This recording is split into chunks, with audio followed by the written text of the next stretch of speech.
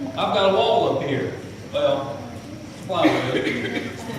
We're going to use it as a wall. Because this morning we're going to talk about walking on walls. Walking on walls. I promise I got this one right. I did mess up the ballot, by the way. I will admit it. I done it this morning when I got up because I was actually wanting to take the vote tonight, and I thought last night, I'll just take it tonight. I'll have Brother Nathan make the ballot Sunday afternoon, and he can bring it to church Sunday night, and it'll be great.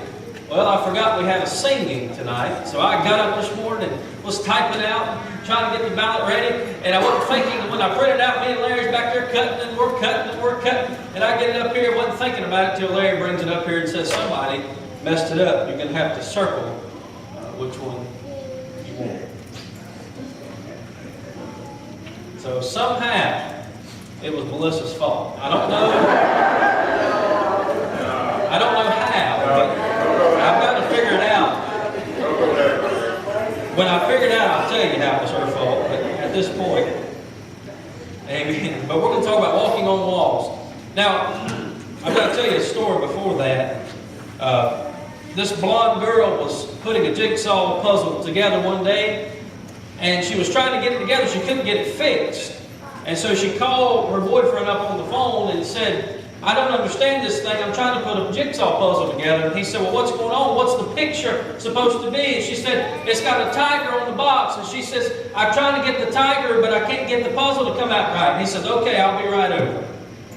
Well, he comes over. She's sitting down at the table trying to put the pieces together. And he hangs his head and looks down at the table, grabs her hand and says, honey, drink some coffee and put the Frosted Flakes back in the box.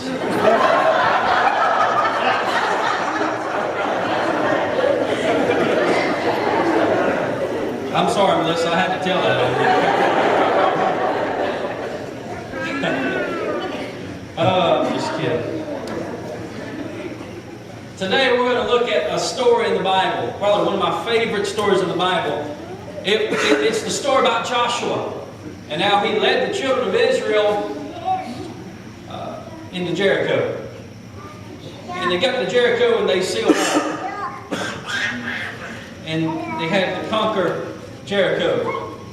This morning that's what we're going to look at, is how Joshua conquered Jericho. But there are some things that I want you to think about as we are going through this morning. First thing I need you to think about is, what are some walls that has been built in your life? What are some walls that have been built in your life? Maybe it's your finances, maybe it's your marriage, maybe it's family problems, maybe it's your job, maybe it's your kids, it's your grandchildren, it's your brother, it's your uncle, it's your spouse, it's your whatever. Walls that have been built in your life. What I want you to think about this morning is, I want you to look at this wall. And I want you to think about the wall that you're facing. If it's finances, think about this wall having a big red paint on it that said finances. If it's your marriage, marriage. If it's your family, family. Whatever you're facing this morning, I want you to put it on here. So we're going to come back to that. Put it right there. But there's something, I hope by the end of the service this morning, that you're going to realize that as big as your wall may seem, God is bigger. As big as this may seem to you, God's bigger than that. Now, we're going to look back at chapter 2. I'm not going to read anything, but I want to give you a quick synopsis of what's going on. There was some spying on Jericho. Back in chapter 2, before crossing into the land west of the river Jordan, Joshua sent 2 spies over into the land. Now you got to get this. The king of Jericho heard that there were 2 Israelite spies that were within his city and ordered them to be brought to him. And the spies were charged with ascertaining where the guards were placed, whether anyone disliked the king and could help them, the weapons that they used, the armor that they used, that the guards had, where the guards changed shifts, how much food, how much water, and other supplies that the city had. the height and the width of the walls to be determined how they could overcome the city. And here's what happened. Joshua sends 2 spies into Jericho. Now you got to get this. He sends 2 spies into Jericho. He says, I need you to go into Jericho. I need you to check out everything that you can find. I need you to look and see all the walls. If you find a weak spot, if the guards are changing shifts at a certain time, so we'll know when we can attack Jericho to go in and conquer Jericho. I need you to check all that stuff out. Well, the 2 spies get caught. Another thing that Joshua said that they had to do was when you get in there, I need you to find somebody in Jericho that can help us, that you can hide out with, that can help us to determine how we can conquer Jericho. So they found this woman. They stayed with her. Her name was Rahab.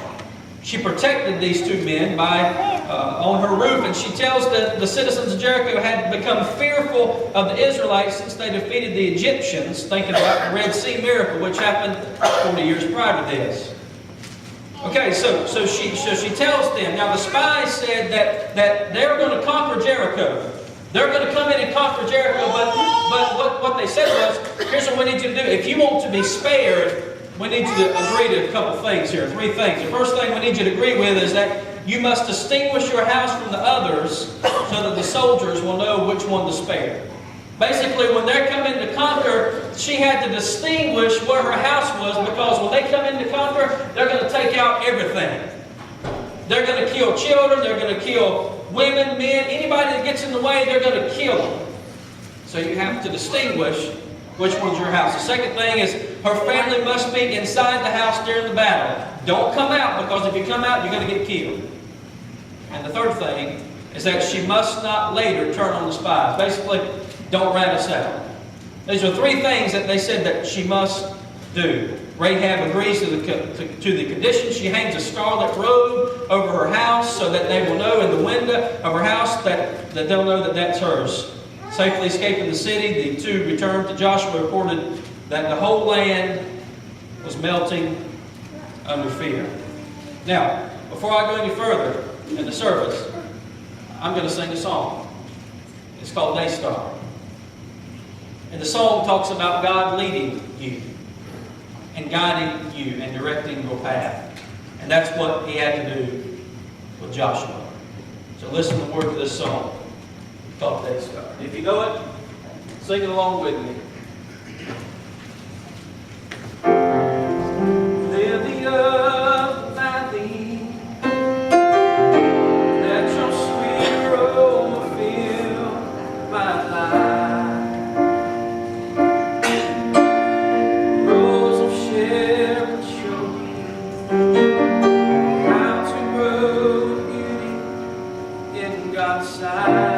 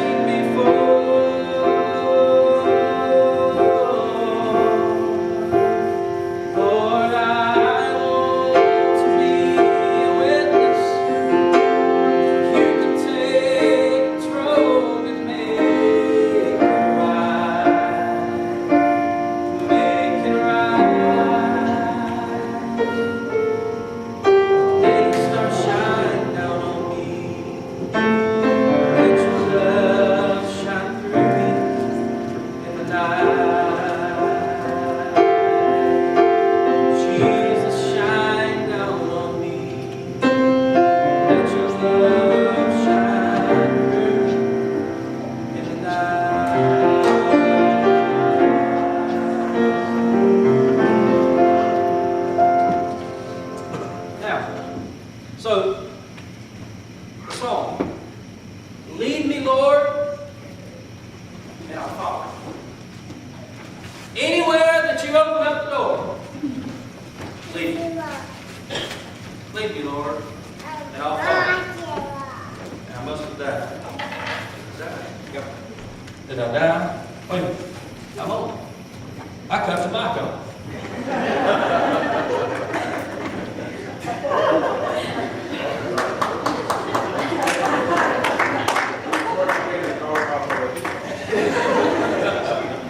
I put a spell on you. Do that again.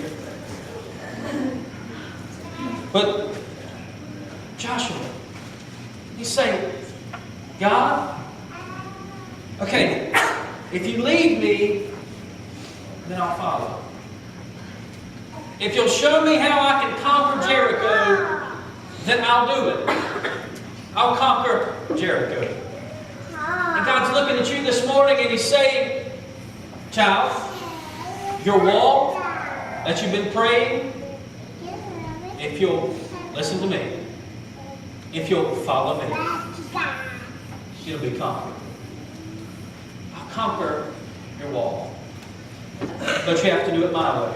So let's look at Joshua chapter 6. Now Jericho was straightly shut up because of the children of Israel. None went out and none came in. The Lord said to Joshua, see, I have given into thine hand Jericho, and the king thereof, and mighty men of valor, and ye shall compass the city, all ye men of war, and go round about the city once. Thus shalt thou do 6 days. And the 7th priest shall bear before the ark 7 trumpets of ram's horns, and the 7th day he shall compass the city 7 times. And the priest shall blow the trumpets.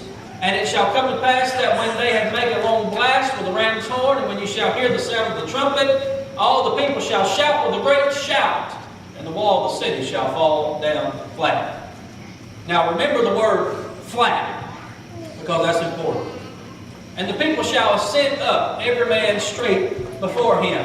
And Joshua the son of Nun called the priests and said to them, take up the ark of the covenant, and let 7 priests bear 7 trumpets of ram's horns before the ark of the Lord. And he said to the people, pass on and compass the city, and let them that is armed pass on before the ark of the Lord. Now there's a couple of things I want you to notice here in these verses. Verse 2, you need to notice what it said. The Lord said.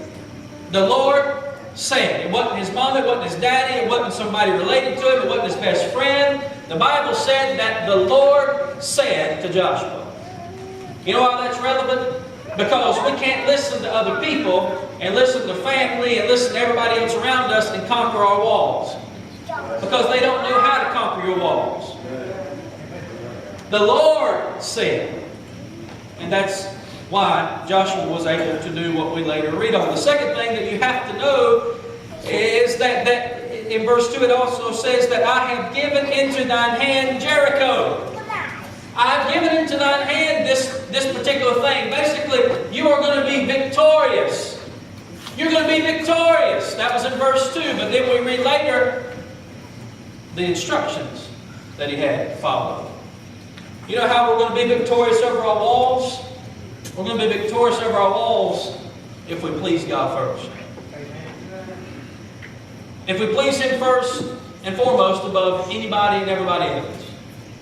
If we please Him first above our job. We please Him first above our spouse. We please God first above our children and anybody else that's around us. If we please Him first, that's His instructions to us. Is obey my commandments.